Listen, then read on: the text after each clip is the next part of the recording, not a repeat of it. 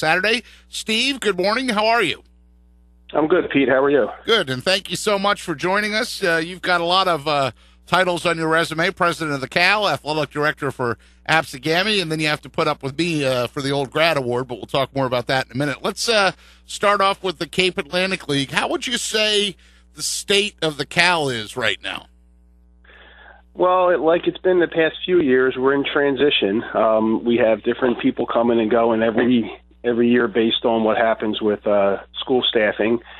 And, of course, when the state has transitioned with what they do with various different programs, it trickles down to us. So it's steady, but it's a little bit of a, new tweaks here and there that come down the pike. So we're doing what we normally do. Now, one of the things we're talking with Steve Fortis, the president of the Cal and the athletic director for Absegami.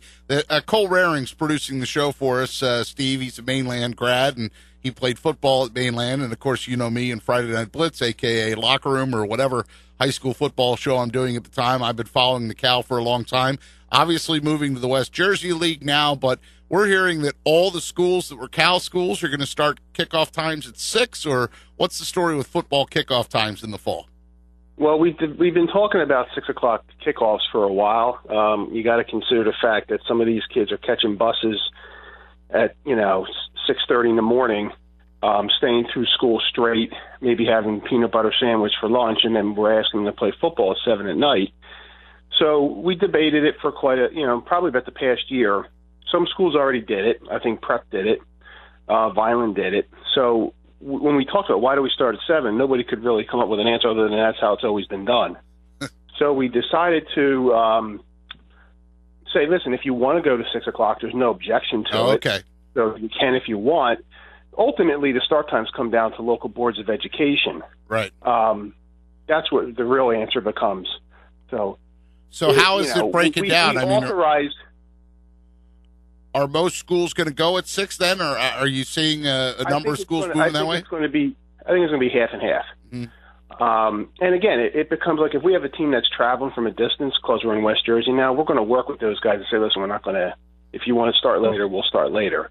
We've always done that with every sport, but this just gives some flexibility because, you're on the road, your game's at 7, you're getting done at like 9:30, Sure. You're getting on the bus, you're not getting back to your school till 10:30, kids aren't getting home till 11. Right, and they may still have schoolwork to do, although it's Friday night, but, there's still... Yeah, it's Friday night, it's not that bad, but it is, and it's only, you're talking about 4 or 5 times a year, so it's not the end of the world to bump it up a little bit earlier. No, it inconveniences some parents, but, we have other sports that kick off at 4 o'clock in the afternoon, soccer, field hockey, and the parents make those games, and they make a ton of those games home and away. Right. So, in other words, don't play the card that they're not going to be able to make the game.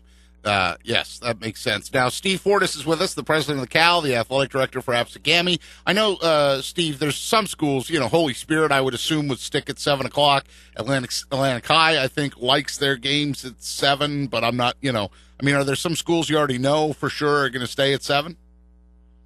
I know Lower Cape May definitely had voiced some concerns that their board wanted to maintain at 7. So that's the only one that I definitely know that's probably not going to change their time. In Greater Egg, we had a discussion of, it only affects Oakcrest and Absegami because Cedar Creek doesn't have lights, but right. It became a discussion that, our board wanted to have. So, And have you answered that yet? No, not yet. Okay. Nope. So definitely a chance that Oakcrest and Absegami could be moving to 6. It just hasn't been determined yet. Right, yeah. Right.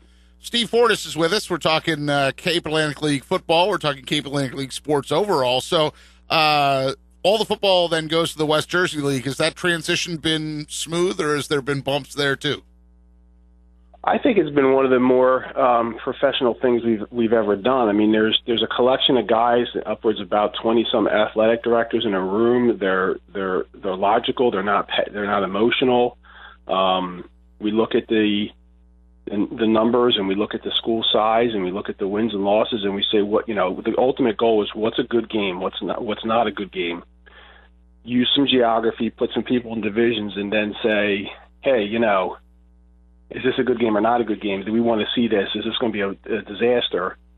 And then we massage it. And with 95 schools, you can do that. The problem the Cal had with 17 football schools, was only so many moves on the chessboard you could make before, you ran out of moves. So this gives a lot more flexibility.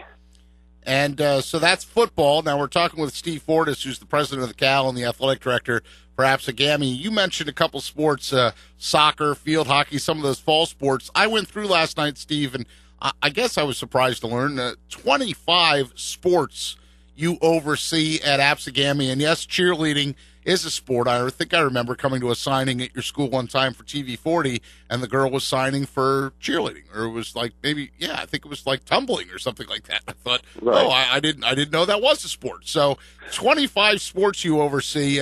Maybe talk a little bit about the state of Absegami Athletics.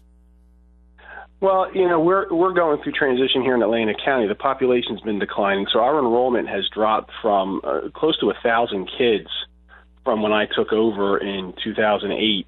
We're down to probably about 1,300 kids, which is about the smallest we've ever been since we opened, which is nice in many ways because class sizes are nice. The hallways you can walk down without, too much traffic. But at the same time, we have offered, since the school opened in the 1970s, we're offering more and more programs. We have lacrosse, we have crew, we have swimming. I remember when I first started teaching, the newest sport down the pike was girls soccer. Right. So we're offering more, and think about the activities of our band, our drama, all the clubs and other things that we offer.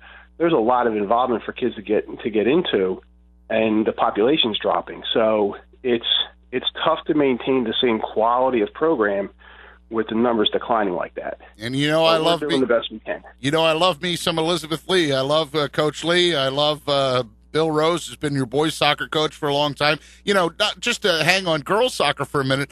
How about Erica Skrosky? How about a great story that is, that she's gone on and had a great career at Rutgers and now is playing professional soccer. Yeah, and she's got such a little fan base down here in Galloway. My daughter's on the team with a bunch of kids, and they follow her all social media and they watch her all the time, and Sky Blue has become their thing that they watch all the time. So it's a good story, and she's a great kid, and we wish her all the best. We're very proud of her. And I was pleased. I mentioned the old grad, and we'll talk about that in a second. But I know at this year's old grad, I think that was the first time in a long time I've seen Pat Essenplayer. How about that too? Coach Lee, Pat Essenplayer. These are people that drive down from Pennsylvania every day to be a part of your school. Yeah, we got a handful of teachers that drive over an hour every morning to be in the building by 7:00 to work there. I don't know if I could do it. I used to drive when I first started teaching out to Bridgeton, and I thought I'd want to hang myself because it was such a long ride. But Philadelphia, I don't know if I could handle that. Bridgeton, the end of the world. That's what I call. I tell Dave Ellen that all the time. Hey, how's Delaware? He goes, "Shut up, I'm in Bridgeton." Come on now, we like Bridgeton too. No knock on them. So, how about your involvement with the Old Grad Award? Did you know what you were getting into, and are you worried every time that we have a meeting that I'm going to eat all the pizza? No. I kind of get a little kick out of it. There's a group of retired ADs, as you know, Frank Campo, Ken Williams, Harry Ackerman, Bill Hiltner, and these guys they're very precise, and they're very accurate, and they're very diligent, and they check each other's work over and over again. And I just find it humorous because sometimes it's to see them try to make sure there's no mistakes, which is a good thing. To see the banter back and forth with them is pretty humorous, and that type of camaraderie is what you need when you run an organization like this, because otherwise things get missed and things don't work well. So it's a good group of guys. I'll wrap up by asking you this later on in the show, and you joked about it. We're going to have Mike Gatley on the show, who's the former president of the Cape Atlantic League and current athletic director for Mainland. And one time, Gat asked me to speak to some kids. I think it was over at Egg Harbor Township, but it was like some sort of Cal gathering, and he had me come over and talk about high school sports and maybe my career a little bit. And afterwards, we were kind of shooting the you-know-what, and we talked about there was an athletic director at the time that, was kind of giving me a hard time. And he said, well, you have some people who are in it, who are like lifers, and this is their career, and they're passionate about it. And then there's other people who wanted to use the athletic director position as like a stepping stone to some sort of administration position down the road. I sense in you, Steve, that this is your passion. You're a lifer. That this is no stepping stone for you. Yeah, I kind of fell into the position by almost by accident, I'll say. There was an opening when Scott Logic left to go to Middle Township, and I was not really looking at athletics. I was looking more at the curriculum area. And my former principal, Ray Dalton, he said, don't be stupid, put in for it, you can do it. And I was kind of intimidated by it, but fell into it. It just, it's become my, my life a little bit, and I really, really enjoy it. So, I think the biggest compliment I got when I was in the room was from Frank Campo, who, in his, old school style way, walked up and said, you're okay. You got half a brain. So when I heard that, I knew I was okay. So. That's right. Now Frank must have the other half. So half and a half make a whole. Together we're dangerous. That's right. Steve Fortis with us, the president of the Cape Atlantic League and the athletic director for Absegami. Hey, thanks so much, bud, for getting up early and giving us some time on a Saturday morning. And I look forward to catching up with you soon. All right, Pete, my pleasure. That's great. Steve Fortis on the South Jersey Sports Report. I am Pete Thompson.